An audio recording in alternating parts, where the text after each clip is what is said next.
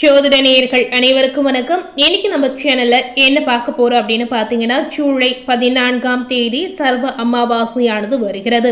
அமாவாசை அப்படின்னு சொல்லும் போது மாதந்தோறும் வரக்கூடிய ஒரு முக்கியமான நாள் அப்படின்னு நம்ம தெரிவிக்கலாங்க. அதுவும் நம்மளுடைய முன்னோர்களுக்கு உகந்த நாள் அப்படின்னு கூட நம்ம சொல்லலாம். இந்த அமாவாசையானது கண்டிப்பா அனைவரும் முன்னோர் வழிபாடு செய்வதற்கு ஒரு உகந்த நாள், ஒரு ஏற்ற நாள் அப்படின்னு நம்ம தெரிவிக்கலாம். முன்னோர்களுக்கு தர்ப்பணம் கொடுக்கணும் அப்படின்னு நினைத்தீங்கன்னா இந்த நாளில் செய்யலாம்.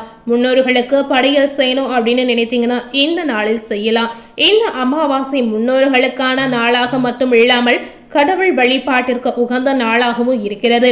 அது மட்டும் இல்லாமல் இந்த நாளில் நீங்க ஏதாவது வேண்டுதல் வைத்திருந்தால் கண்டிப்பா செய்யலாம்.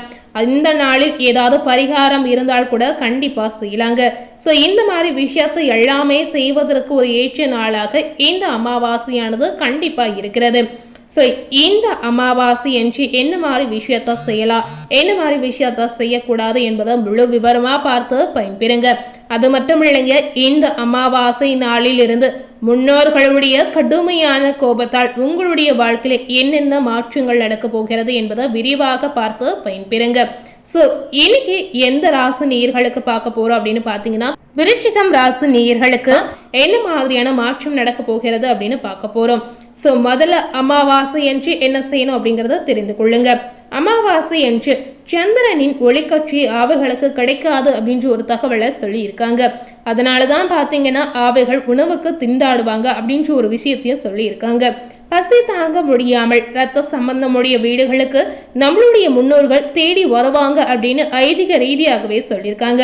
அப்பொழுதுதான் நம்ம யாராவது நினைக்கிறாங்களா, நமக்கு தர்ப்பணம் படையல் செய்யறாங்களா என்று நம்மளுடைய முன்னோர்கள் பார்ப்பதாக ஐதீக ரீதியாக சாஸ்திர ரீதியாகவே சொல்லி இருக்காங்க. வீடு வாசல் இல்லாத ஏழைகளுக்கு அமாவாசை என்று அன்னதானம் கண்டிப்பா செய்ய வேண்டும். ஒவ்வொரு அமாவாசை என்று பாத்தீங்கன்னா உங்களால இயன்ற அளவு உணவை நீங்க அன்னதானம் செய்யலாங்க. பசு, காகம், நாய், பூனை மற்றும் இதர ஜீவராசிகளுக்கும் அன்று நீங்க அன்னம் அளிக்கலாம். அமாவாசை அன்று பிதுர் தர்ப்பணம் மற்றும் அன்னதானம் ஆகியவற்றை குலதெய்வம் இருக்கும் இடத்துல செய்வதுதான் நல்லது அப்படின்னு குறிப்பாகவே சொல்லி இருக்காங்க. முடியாதவர்கள் உங்களுடைய இஷ்ட தெய்வம் இருக்கக்கூடிய இடத்துல நீங்க செய்யலாம், வீட்டில் கூட செய்யலாங்க. ஸோ இந்த மாதிரி விஷயத்த நீங்க கண்டிப்பா செய்து பாருங்க. அமாவாசை என்று தலையில் எண்ணெய் தடவக்கூடாது. புண்ணிய தலங்களில் கடலில் நீராடலாம் அல்லது நதியில் கூட நீங்க நீராடலாம்.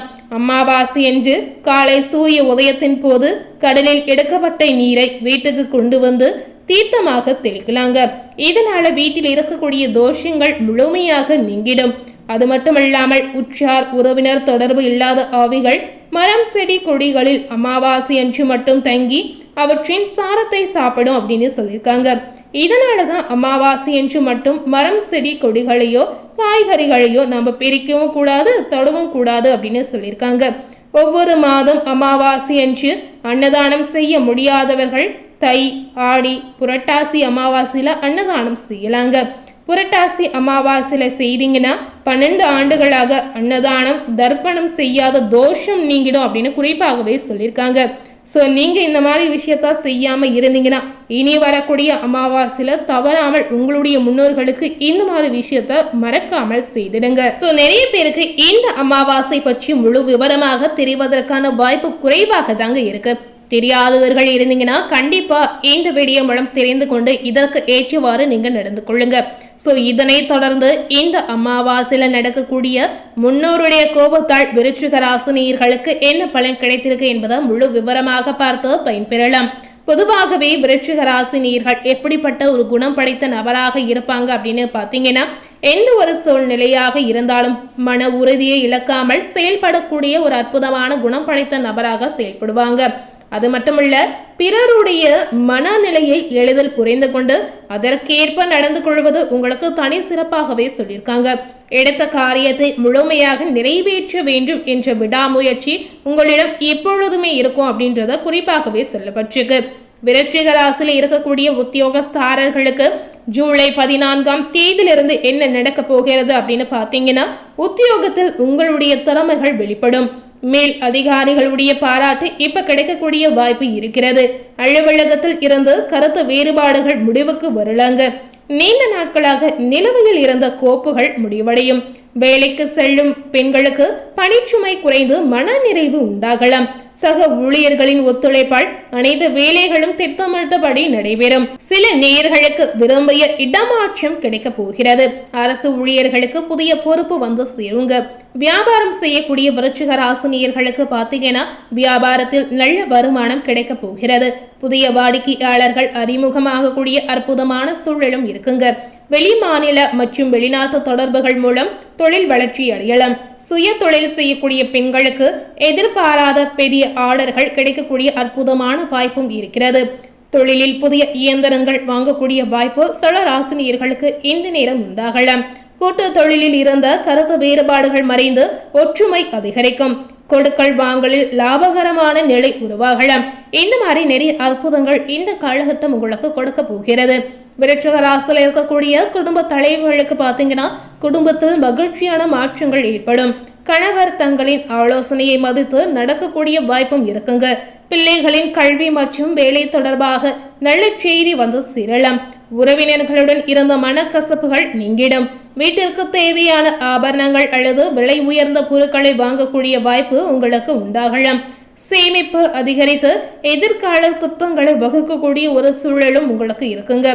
கலைத்துறையில இருக்கக்கூடிய நீர்களுக்கு பார்த்தீங்கன்னா புகழ் மேலும் அதிகரிக்கக்கூடிய அற்புதமான வாய்ப்பு இருப்பதாகவே சொல்லியிருக்காங்க. முன்னணி நிறுவனத்திலிருந்து அழைப்பு உங்களுக்கு வரலாம். தங்களுடைய திறமைக்கு ஏற்ற கதாபாத்திரம் இப்ப கிடைக்கக்கூடிய யோகம் உண்டாகும். ரசிகர்களின் ஆதரவு பெருகலாம். வருமானம் எதிர்பார்த்ததை விட இரட்டிப்பாக அதிகரிக்கும். வெளிநாட்டு நிகழ்ச்சிகளில் பங்கேற்கக்கூடிய வாய்ப்பு கண்டிப்பா உங்களை தேடி வரப்போகிறது. கலைத்துறையில் இருக்கக்கூடிய விருச்சிக ராசினியர்களுக்கு நீங்க தேடிக்கொண்டிருந்த ஒரு காலகட்டமாக இந்த காலகட்டம் உங்களுக்கு இருக்க போகிறது. விருச்சிக ராசியில இருக்கக்கூடிய மாணவர்களுக்கு பார்த்தீங்கன்னா மாணவ மணிகளுக்கு படிப்பில் முழு கவனம் உருவாகும். ஆசிரியர்களின் வழிகாட்டுதலால் நல்ல மதிப்பெண் பெறுவீங்க. போட்டித் தேர்வுகளுக்கான தயாரிப்பு சிறப்பாக அமையும். உயர்கல்வி தொடர்பான முயற்சிகளில் வெற்றி கிடைக்கலாம். உடல் நலம் சீராக இருக்க போகிறது. உங்களுக்கு பெரிய அளவில் எந்தவித பாதிப்பும் கிடையாதுங்க. பொதுவாகவே விருச்சிக ராசி நேயர்களுக்கு பாசிட்டிவான நற்பலன் கிடைத்திருக்கு. இந்த நேரம் நீங்க எந்த மாதிரி தெய்வ வழிபாடு செய்யணும் அப்படின்னு கேட்டீங்கன்னா செவ்வாய்க்கிழமை அன்று கால பைரவருக்கு சிவப்பு மலர் சாத்தி நல்லெண்ணெய் தீபம் வீழ்ச்சி வழிபடுவது எதிரிகளை விலக்கி வெற்றியை தரும் அப்படின்னு சொல்லியிருக்காங்க. உங்களால முடிந்தால் இந்த மாதிரி விஷயத்தையும் நீங்க செய்து வரலாங்க.